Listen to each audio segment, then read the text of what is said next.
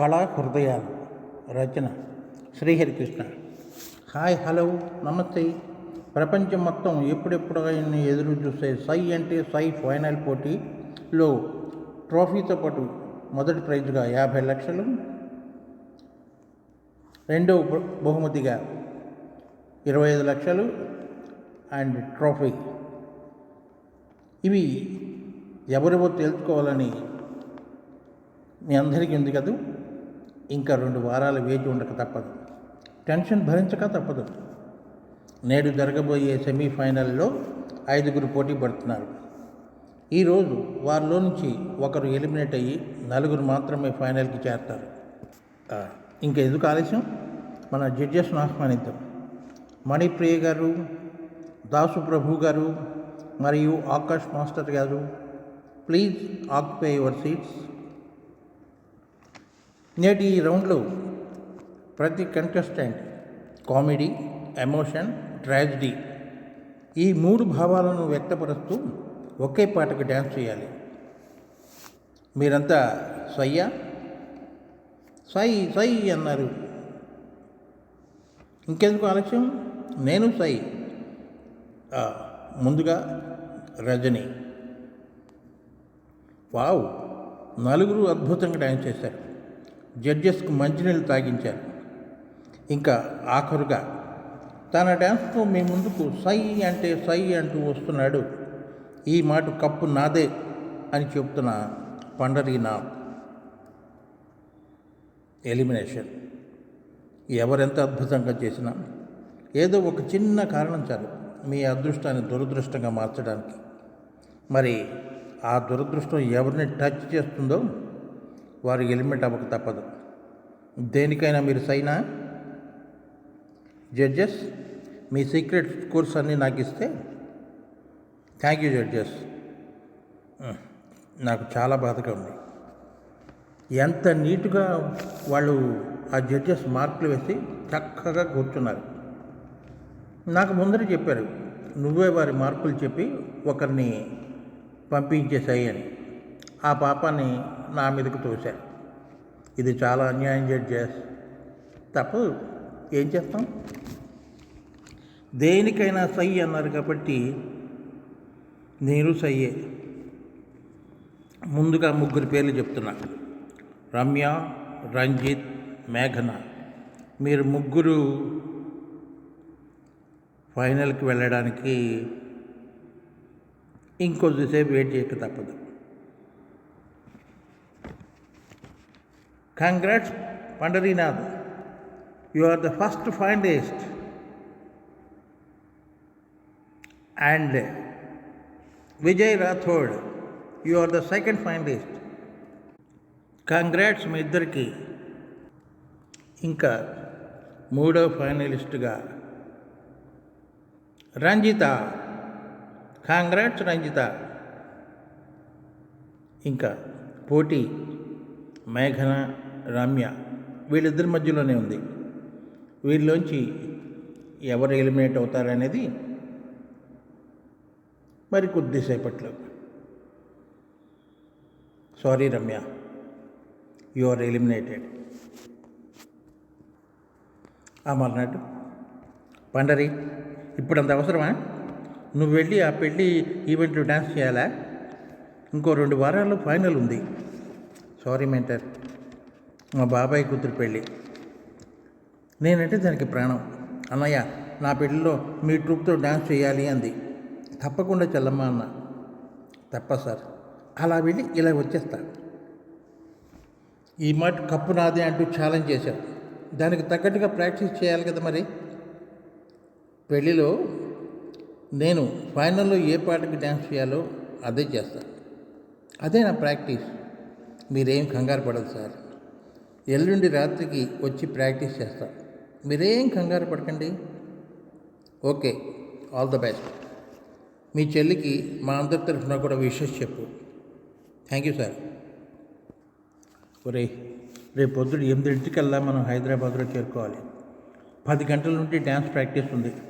వెళ్ళకపోతే పచ్చి బూతులు తిడతాడు ఆ మాస్టర్ గారు. కొంచెం తొందరగా డ్రైవ్ చేయరా. చేస్తాలే కానీ అబ్బా పండరి, నిన్న రాత్రి మీ చెల్లాయి పెళ్ళి బ్రహ్మాండంగా జరిగిందిరా. పెళ్ళికి ముందు మన డ్యాన్స్ ప్రోగ్రామ్కి జనాలు పడిపోయారంటేనమ్ము.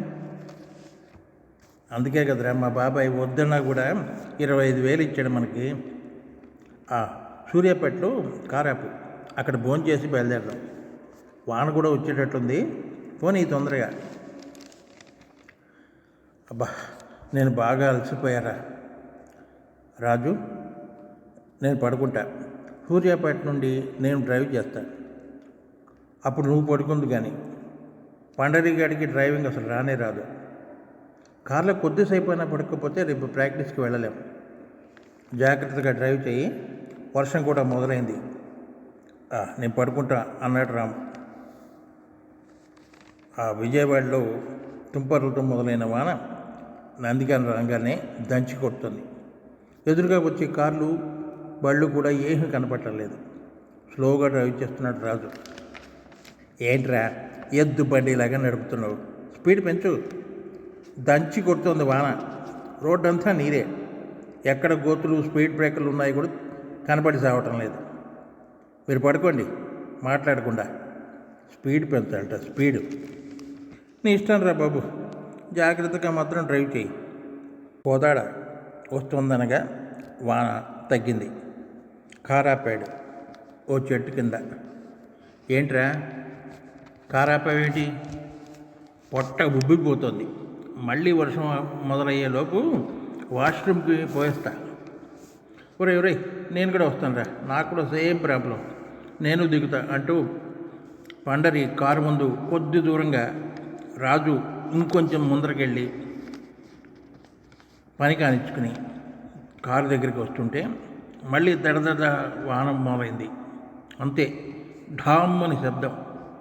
ఆగి ఉన్న వాళ్ళ కారుని వెనక నుండి ఓ లారీ గుద్దేసింది. ఆ దెబ్బకి కారు వేగంగా వచ్చి ఎదురుగా వస్తున్న పండరిని గుద్దేసింది. కింద పడ్డ పండరి కాళ్ళ మీద నుంచి ఆ కారు ఎక్కేసింది. లోపల ఉన్న రాము తలకి బాగా దెబ్బ తగిలింది. అంతే, ఒక్క అరుపు అరిచాడు. కొద్ది దూరం ఉన్న రాజు మాత్రం పక్కకి జరిగాడు. అపాయాన్ని తప్పించుకోగలిగాడు. ఆ లారీ వాడు ఆపకుండా లారీని పోనిచ్చేశాడు. రాజుకి ఏం చేయాలో తోచట్లేదు. చీకటిగా ఉంది, దానికి తోడు జోరుగా వాన. 108కి డైల్ చేశాడు. అరగంటకల్లా అంబులెన్స్ వచ్చింది. పండరిని రాముని దాంట్లోకి ఎక్కించి కోదాడ హాస్పిటల్కి జరిపించాడు రాజు. డాక్టర్ గారు, మా ఫ్రెండ్స్ పరిస్థితి ఏమిటి? ఎలా ఉన్నారు డాక్టర్? వెనక సీట్లో కూర్చున్న అతనికి ఎక్కువగా దెబ్బ తగలేదు. నుదుటికి గాయమైంది. సీరియస్ ఏమీ కాదు. కానీ కారు కాళ్ళ మించి ఎక్కిన అతనికి మాత్రం బాగా దెబ్బలు తగిలాయి. 2 కాళ్ళు మోకాటి కింద విరిగాయి. పడటం మూలంగా రాయి మీద పడ్డాడేమో, తలకి గాయమైంది. 2 కాళ్ళకి ఆపరేషన్ చేయాలి. ఎంత లేదన్నా 60 లక్షల దాకా ఖర్చు అవుతుంది. 60 లక్షల? సార్, మేము డ్యాన్సులు చేసుకుంటూ బతికే వాళ్ళం సార్. విజయవాడ దగ్గర పల్లెటూరులో ప్రోగ్రామ్ చేసి వస్తున్నాం. మా ఫ్రెండ్స్ అందరికీ ఫోన్ చేశారు, వాళ్ళు వస్తున్నారు సార్, వాళ్ళు రాగానే మాట్లాడతారు సార్. అంతవరకు మా వాడికి ఏం కాకుండా కాపాడాడు సార్. మీకు టీవీ చూసే అలవాటు ఉందో లేదో కానీ సార్, ఆ పండరి వాడు 2 రోజుల క్రితమే సై అంటే సై డ్యాన్స్ కాంపిటీషన్లో ఫైనల్కి వచ్చాడు సార్. వాడి కర్మ ఇలా చచ్చింది. యూరిన్ పాస్ చేయడానికి కిందకి దిగడం ఏమిటి, వెనక నుండి ఆగి ఉన్న మా కారుని లారీ గుద్దటం ఏమిటి, అప్పటి వరకు దాంట్లోనే ప్రయాణం చేసిన మావాడి మీదే ఆ కారు ఎక్కి వాడి కాళ్ళు విరగడం ఏమిటి? కర్మ కాకపోతే. ప్లీజ్ డాక్టర్ గారు, వాడిని కాపాడండి ప్లీజ్ డాక్టర్. హాయ్, హలో, అందరికీ నమస్తే. మీ అందరికీ వారం రోజుల క్రితం కోదాడ సమీపంలో జరిగిన రోడ్డు ప్రమాదంలో సై అంటే సై ఫైనల్కి చేరుకున్న మొట్టమొదటి కంటెస్టెంట్ పండరి నాది యొక్క 2 కాళ్ళు విరగడం చాలా బాధాకర విషయం. మరి ఈ ఫైనల్ని నిర్వహిస్తారా లేక ఉన్నవారితోనే ఫైనల్ని జరిపిస్తారా అనేది జడ్జెస్ నిర్ణయం. జడ్జెస్, మీ అభిప్రాయం ఏమిటో తెలియపరచండి. ముందుగా మనం అందరం లేచి నిలబడి పండరీనాథ్ రాముల ఆరోగ్యం తొందరగా బాగుపడాలని ఆ భగవంతుని ప్రార్థిద్దాం. చాలా థ్యాంక్స్. అంతా కూర్చోండి. సై అంటే సైలవ్, కామెడీ, ఎమోషన్ అండ్ ట్రాజడీ, ఈ 3 భావాలను వ్యక్తపరుస్తూ ఒకే పాటకి డ్యాన్స్ చేయాలి అన్న నిబంధన ప్రకారం పండరీనాథ్ ఏ నిమిషానికి ఏమి జరుగునో ఎవరు ఊహించెదరు, విధి విధానమును తప్పించుటకు ఎవరు సాహసించెదరు అని లవకుశ సినిమాలోని పాటను ఎంచుకొని కామెడీగా డ్యాన్స్ చేసి ఎలా నవ్వించాడో, ఎమోషన్ ట్రాజడీగా కూడా అదే పాటకి డ్యాన్స్ చేసి అంతగా ఏడిపించాడు. ఆ పాట మాదిరిగానే ప్రస్తుతం అతని పరిస్థితి ఉంది. దానికి మేమంతా చాలా బాధపడుతున్నాం. మీరంతా కూడా.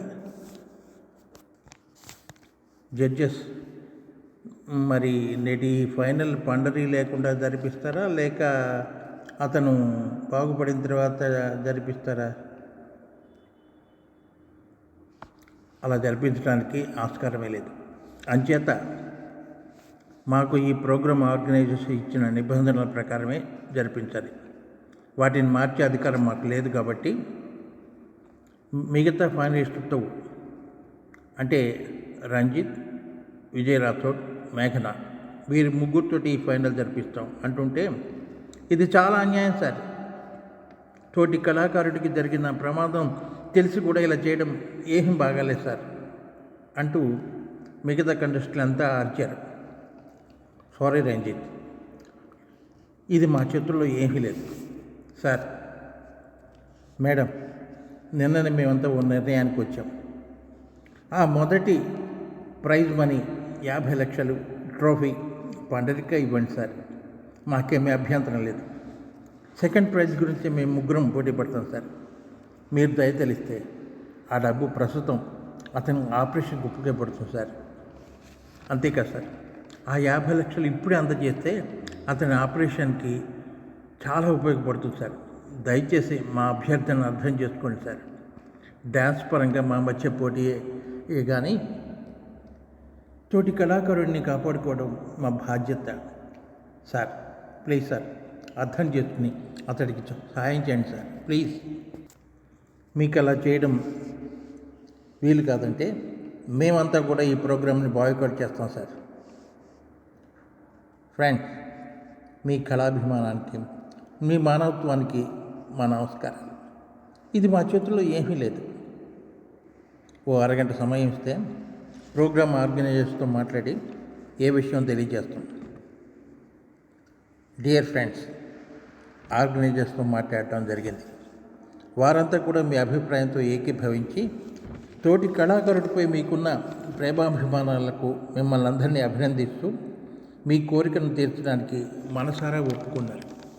మీరు కోరినట్లుగానే ఆ ప్రైజ్ మనీ ఆ ఆసుపత్రి వారికి చెక్కు రూపంలో అందించారు. ఇదిగోండి ఆ 50 లక్షల చెక్కు అంటుంటే అక్కడ వారందరి కళ్ళల్లోనూ నీళ్లు తిరిగాయి. అంతా మేనేజ్మెంట్కి జేజేలు కొట్టారు. ఏ కళాకారుడికైనా కష్టం వస్తే ముందుగా స్పందించాల్సింది తోటి కళాకారులే. ఈ ప్రభుత్వాలు కూడా ఇలా ఒకే వృత్తిని నమ్ముకుని దానిపైనే జీవనం సాగిస్తున్న పేద కళాకారులని ప్రోత్సహించి వారికి ఇన్సూరెన్స్, యాక్సిడెంటల్ బెనిఫిట్ ఇలాంటి పథకాలను అందిస్తే ఆ కళామతలి ఎంతగా సంతోషిస్తుందో. కళలు చాలా తక్కువ మందికే అబ్బుతాయి. అప్పటి నటనా రంగమైన, రచనా రంగమైన, నాట్య రంగమైన, ఇంకా ఏ రంగమైనా సరే కళాకారులని ప్రోత్సహించాలి. అలాంటి కళా హృదయులందరికీ కళాంజలి. ఇదండి ఈ కథ.